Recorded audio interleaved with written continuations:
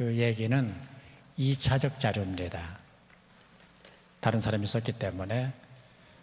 그리고 바울을 정말로 이해를 하려면 로마서부터 바울이 쓴 1차 자료를 보면은 바울의 얘기들이 자세히 나옵니다. 시간이 제한되어 있기 때문에 짤막짤막하게 진행을 하도록 하겠습니다. 먼저 바울이 누구냐? 사도행전과 바울 서신을 합해서 바울이 누군가를 좀 살펴보겠습니다. 첫째는 유대인으로 출생을 했습니다. 그리고 히브리인입니다. 이 말을 바꿔 말하면 종자가 괜찮은 거예요. 집안이 좋아요. 본인이 나는 유대인이다, 히브리인이다, 베냐민 지파다라고 하는 걸 강조를 합니다. 이 얘기는 나는 이방인이 아니고 또 유대인도 무슨 접붙인 유대인이 아니고 본래부터 태어난 유대인이다, 정통 유대인이다, 그런 얘기죠. 그리고 본인이 율법을 공부했다고 말합니다. 아시는 대로 바울의 선생님이 가말리엘이고 이 가말리엘의 선생이 힐렐입니다. 그 당시에 힐렐, 계파, 가말리엘, 후손, 제자 이러면은 그냥 밥 먹고 살아요. 그냥 먹고 사는 거예요. 그러니까 바울은 정통 율법을 공부를 했습니다. 다시 말하면은 율법 학파에 속한 사람이 됐다는 얘기예요. 그리고 고린도후서 11장 22절 보면은 아브라함의 씨다. 나는 종자가 좋다. 혈통이 깨끗하다. 족보가 있다. 그런 얘기를 하고 있습니다. 그다음에 바울은 박해자라고 본인이 고백을 합니다. 잘 아시는 대로 사도행전 8장을 보면은 사울이 교회를 잔멸할세, 사울이 율법을 공부하고 율법 학자가 돼서 기독교를 조명을 해보는 이건 허무맹랑한 종교인 거예요. 죽은 예수를 살았다 그러고 허무맹랑한 이단 사설을 선포를 하고, 그래서 이 기독교를 뿌리를 뽑아야 되겠다라고 생각을 한 겁니다. 그런데 사울이 교회를 잔멸하기 위해서 그 씨를 말리기 위해서 스데반을 죽이는 그 사건의 배후 조종을 합니다. 아주 현명한 사람이죠. 앞에 나서지 않고 배후에서 스데반을 죽여서 교회의 싹을 꺾는 작업을 하죠. 근데 그걸로 싹이 안 꺾이니까 본인이 나서는 거예요. 그래서 사도행전 9장으로 건너가면은 사울이 박해의 칼을 뽑고 박해의 그 빈도가 높아지니까 교인들이 지도자만 빼고는 다 이제 사방으로 도망을 치는 거예요. 근데 그 뒤를 쫓아가는 거예요. 그래서 9장 보면은 사울이 다메섹으로 가다가 한낮인데 강한 빛을 보게 됩니다. 지금 저기 서치라이터가 저를 비추고 있는데 제가 여러분을 보는 건 괜찮은데 저 빛을 볼 수가 없어요. 저거 밝지 않거든요. 눈이 상해요. 우리가 태양을 정면으로 바라보지를 못하는 거예요. 근데 강한 하나님의 빛이 사울의 눈을 친 거예요. 꼬꾸라졌어요. 내 들리는 소리가 있으면 사울아, 사울아, 너 왜 나를 핍박하느냐. 같이 가던 사람들은 우렁우렁하는 소리만 들렸고 사울의 교회는 음성으로 들린 거예요. 이게 참 중요합니다. 지금 여기 이렇게 사람들이 앉아있지만은 제가 전하는 이 말씀을 하나님의 말씀으로 듣는 사람도 있고 그냥 소리 공명으로 듣는 사람도 있고 또 잡음으로 들리는 사람도 있고 주일 설교 말씀을 듣는데도 소리로 듣는 사람이 있고 하나님 말씀으로 듣는 사람이 있고 누구 영혼이 살아납니까? 누가 회복이 됩니까? 그 소리로 들으면 안 되는 거예요. 하나님의 말씀으로 듣는 거예요. 사울아, 사울아. 그래서 사울이 엎드려서 대답하잖아요. 주여, 누구십니까? 누구신데 나를 땅바닥에 꼬꾸라뜨리고 나를 부르십니까? 그때 들리는 음성이 나는 네가 핍박하는 예수다. 중요한 거 발견해야 돼. 사도행전 8장 보면은 사울이 교회를 잔멸할세. 예수 핍박한 거 아니에요. 교회를 핍박했어요. 그런데 다메섹도상에서 사울을 꼬꾸라뜨린 다음에 주님께서 너 왜 나를 핍박하느냐? 누구시오? 나는 내가 핍박하는 예수다. 이 사도행전 8장과 9장이 바울의 교회론의 중요한 근거가 됩니다. 훗날 바울이 신학적으로 교회론을 정립하라는데 이 다메섹 도상의 경험이 얼마나 중요한 역할을 하는지 몰라요. 교회를 핍박을 했더니 주님께서 왜 나를 핍박하느냐고 말씀하셨다. 여기서 어떤 등식이 성립이 되는가 하면은 예수와 교회는 하나다. 그러니까 쉽게 말하면은 교회를 괴롭히고 교회를 헐뜯고 교회를 폄하하고 교회를 괴롭히는 것은 주님을 괴롭히는 거예요. 여기 평신도들 계세요. 교회 잘 섬겨야 돼요. 우리들의 오해가 뭐냐? 교회 따로, 예수 따로, 신앙 따로, 집안 따로, 살림 따로, 비즈니스 따로. 따로가 어디가 있어요? 아니, 주님께서 나를 부르시면 내가 뭐 비즈니스 메고 갑니까? 무슨 캐쉬를 뭐 가방에 넣어가지고 갑니까? 안 그래요?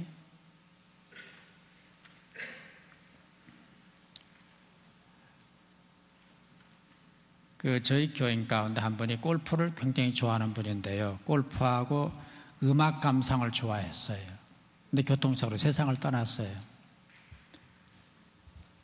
장례식 할 때는 몰랐는데 하관식을 하는데요. 아들하고 딸하고 부인하고 남았는데 뭘 이만한 가방에서 꺼내는 거 있어요. 보니까는 골프공 2개 하고 디스크, 컴팩 디스크, 옛날엔 그냥 LP판으로 나왔거든요. 그걸 한 장을 가지고 왔어요. 왜 가져왔냐 했더니 이거를 넣어드리겠대, 관에다가. 지금 그 사람 천당에서 계속 골프 칠 거예요.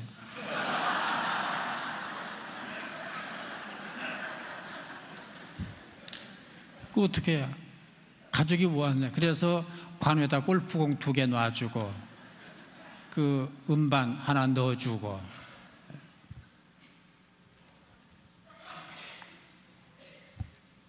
너 왜 나를 핍박하느냐? 너 왜 나를 핍박하느냐? 중요한 사실은 교회와 예수는 하나. 그래서 바울이 에베소 교회 편지를 보내면서 예수 그리스도는 교회의 뭐요? 머리. 교회는 그의 몸. 그리고 고린도 전서 12장 보면은 너희는 지체, 손가락, 발가락. 이게 바울의 교회론이에요. 이 지체론으로 바울이 교회를 조명한 이유가 있습니다. 머리가 아프면은 몸도 아프고 몸이 아프면 손발이 아픈 거예요. 그렇잖아요. 예를 들어서 감기 걸려가지고 열이 38도, 9도가 됐어요. 뭐 콧물이 터지고 눈물이 쏟아지고 견딜 수가 없어요. 그런데 LA 출장을 가야 돼요. 갈 수가 없어요. 그래서 양해를 구해서요. 여기다가 너 집에 있거라. 그리고 이 모가지 빼서 집에다가 두고 그 몸뚱이만 LA를 갑니까 못 갑니까? 못 가는 거죠. 머리가 가면 몸도 가고 몸이 가면 손가락 발가락이 따라가야 되는 거예요. 이게 교회론이래요. 자, 이번에 시간이 있으면 교회론을 좀 깊이 얘기를 할 수 있겠습니다만은 오늘은 바울 얘기니까 그 정도 넘어가겠습니다.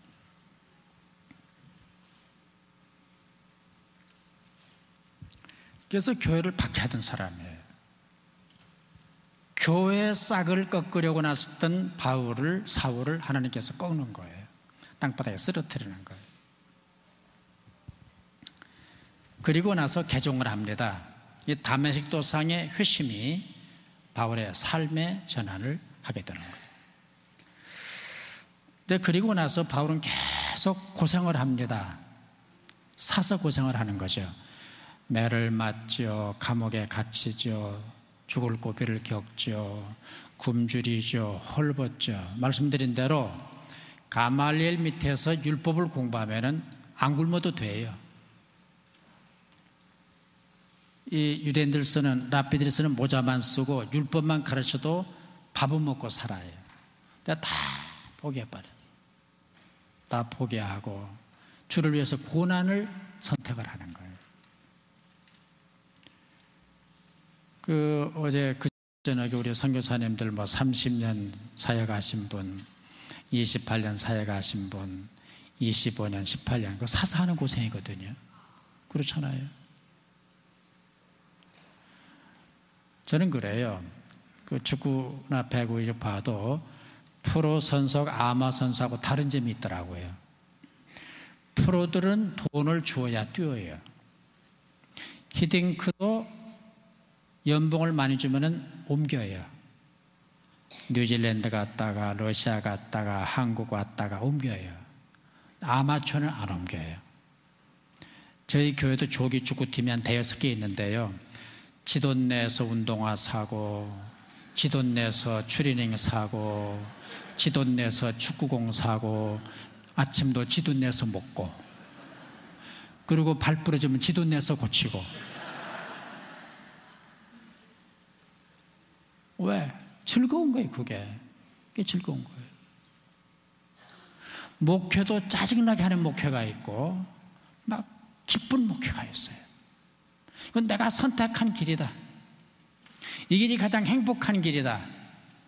선교도 어떻게 엔조이할 수가 있겠어요? 내가 선택한 길이야. 강제 노동이 아니에요. 내가 골랐어요. 내가 좋아서 하는 일이에요. 밥을 먹어도 웃으면서 먹어야 소화가 되는 법이지, 짜증 부리고 투덜거리고 숟가락 놨다가 들었다 그러면은요 소화가 안 돼. 바울은 고난을 자초했어요. 내가 기쁘다, 즐겁다, 행복하다. 네, 그런 심정을 일하실 주 이름으로 축원합니다. 그 다음에 바울은 예수 그리스도의 종입니다. 그가 쓴 편지마다 보면은 주 예수 그리스도의 종된 나 바울. 나는 종이다, 종이다. 그 필라델피아에 있던 그 목사님에게 들었는데요. 어느 비 오는 수요일 밤 예배를 드렸던 모양이죠. 밤 예배를 드리는데 기도를 맡은 집사님이 안 나오신 거예요. 옛날 얘기입니다. 한국도 그랬습니다만은. 그래서 목사님이 단송 부른 다음에 성령께서 인도하신 분 한 분이 기도하시기 바랍니다. 근데 성령이 감동을 안 하는 거예요. 아무도 기도를 안 해요. 우리 4절 다시 부르겠습니다. 4절 끝난 다음에 성령께서 감동하시는 분은 아무나 기도하시기 바랍니다. 성령이 안 오는 거예요. 그래서 목사님 둘러보니까는 나이 좀 드신 권사님이 저쪽 뒤에서 이러고 앉기, 그래서 그랬대요. 4절 다시 부릅니다. 4절 다시 부른 다음에 아무개 권사님 기도해 주시기 바랍니다. 벼락을 맞은 권사님이.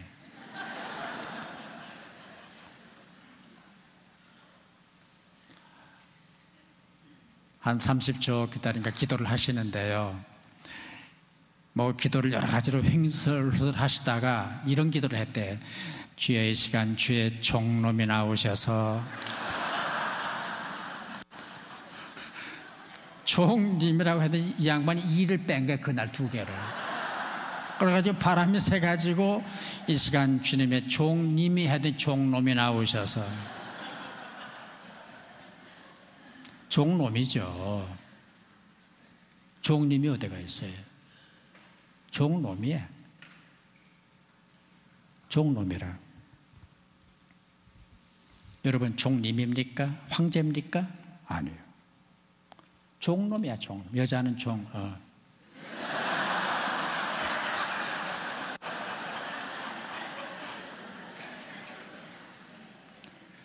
예수 그리스도의 종된 나 바울, 나는 종놈이다.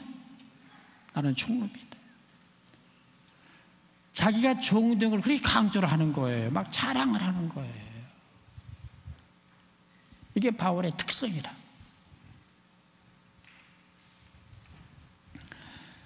종은 네 가지 과정을 통해서 됩니다. 첫째는 대물림, 종의 자식으로 태어나면 종이 됩니다. 그리고 빚을 지면 종이 됩니다. 빚을 못 갚으면.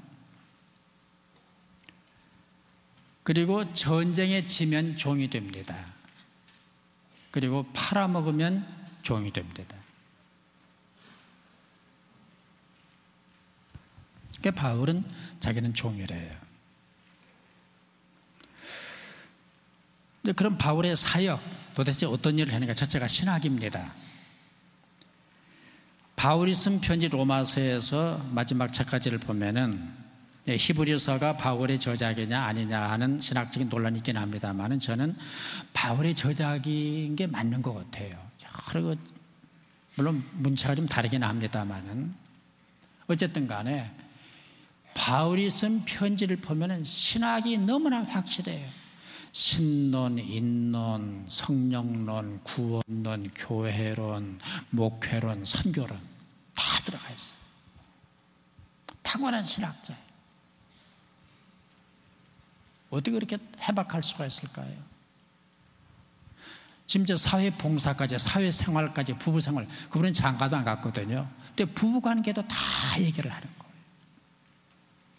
탁월한 신학자예요. 그건 왜냐하면 공부를 했기 때문이에요. 예를 들어서 베드로 같은 경우는 공부를 별로 못했잖아요. 그러니까 할 말이 없는 거예요. 그래가지고 베드로 전서와 후서밖에 못 썼어요.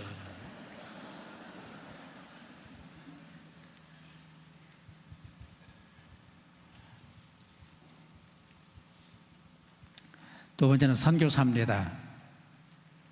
3차 전도 여행을 했습니다. 그리고 4차는 로마로 들어갔습니다. 늘 기도 제목이 로마로 가고 싶다, 로마로 가고 싶다. 하나님께서 로마로 보내시는데 배도 공짜로 태워주시고 그다음에 바디가드도 공짜로 붙여주고 백부장까지 다 공짜예요. 공짜예요. 먹는 거, 자는 거, 배 타는 거, 지키는 거 다 공짜로 로마로 가죠. 그런데 로마가 만족하지 않은 거예요. 그래서 5차 비전이 뭐냐? 서바나, 스페인. 내가 서바나도 가고 싶다. 왜? 거기가 땅끝으로 반 거예요.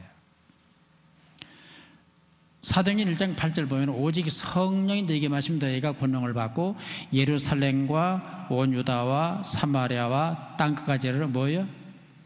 내 증인이 되리라. 그 한번 암송하는 게 다 같이 시작.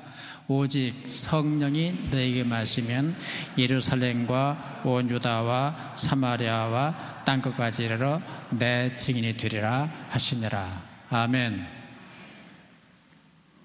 그때 바울의 머릿속에는 서바나, 스페인이 땅끝이라고 생각을 한 거예요. 서바나도 가고 싶다.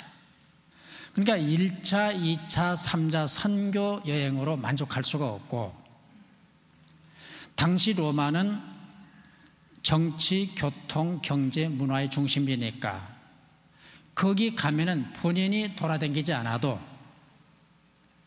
복음의 접점이 형성된다고 믿었기 때문에 로마를 꿈꿨고 로마로 가게 됐고 이게 바울의 비전이거든요. 아마 바울이 더 건강하고 젊었더라면 서바나를 갔을 겁니다. 그리고 보면 일루리곤 또 가서 일루리곤 거기가 유고 접경이래요. 유고슬라비아 접경이래요. 바울은 막 전 세계를 다 가고 싶은 거예요. 하나님이 시간과 건강만 주시면은 전 세계 방방곡곡에 가서 복음을 전하고 싶은 거예요. 오늘 하나님 우리에게 어떤 역할을 주셨습니까? 내가 영국을 가고, 내가 소말리아를 가고, 내가 무슨 피지를 가고, 내가 무슨 브라질을 가지 못하니까 하나님께서 여러 사람을 뽑아서 다 보내시는 거예요. 5대양 6대주로 보내신 거예요. 하나님의 선교 명령인 거예요. 위대한 선교사입니다. 그런가 하면 바울은 목회자입니다. 교회를 세우지요. 가서 얼마 동안 목회를 하죠.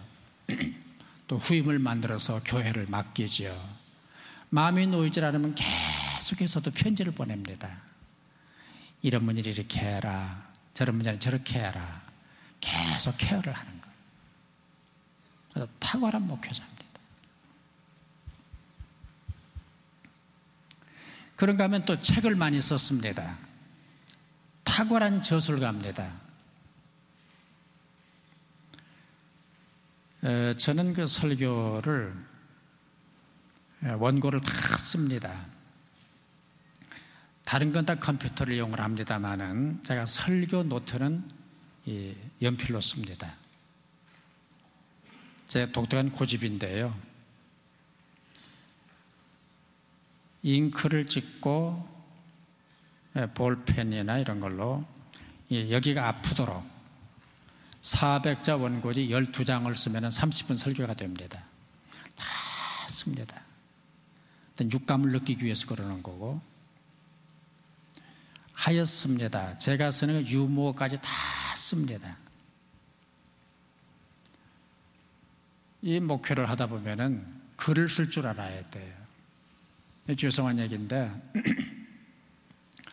그 교회 주보 광고 문장 2줄을 보면은 그게 품위를 알 수가 있어요. 우리 부교역자들 주보 만들어 봐라 그러면요, 그 2줄을 못 만드는 거예요. 글쎄, 해가 떴습니다. 오늘 아침에.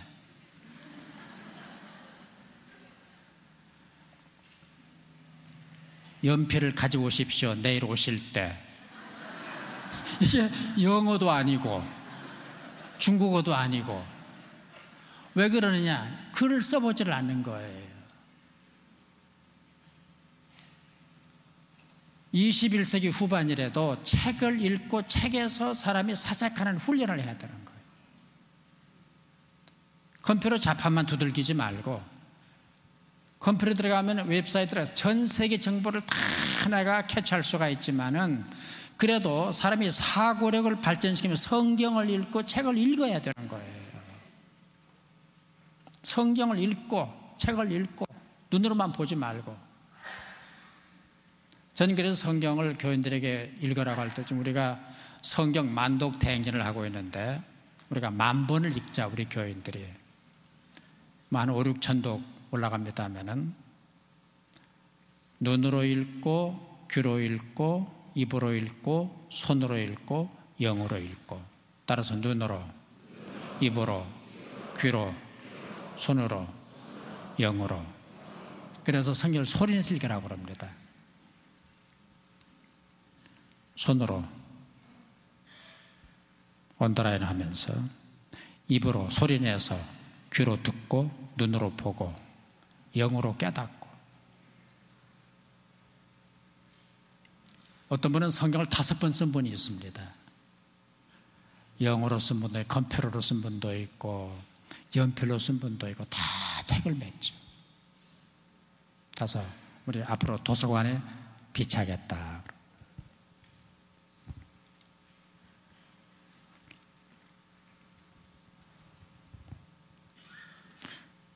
바울은 탁월한 문장력을 가지고 있어요. 그래서 많은 책을 썼습니다. 그러면 바울의 비전이 뭔가?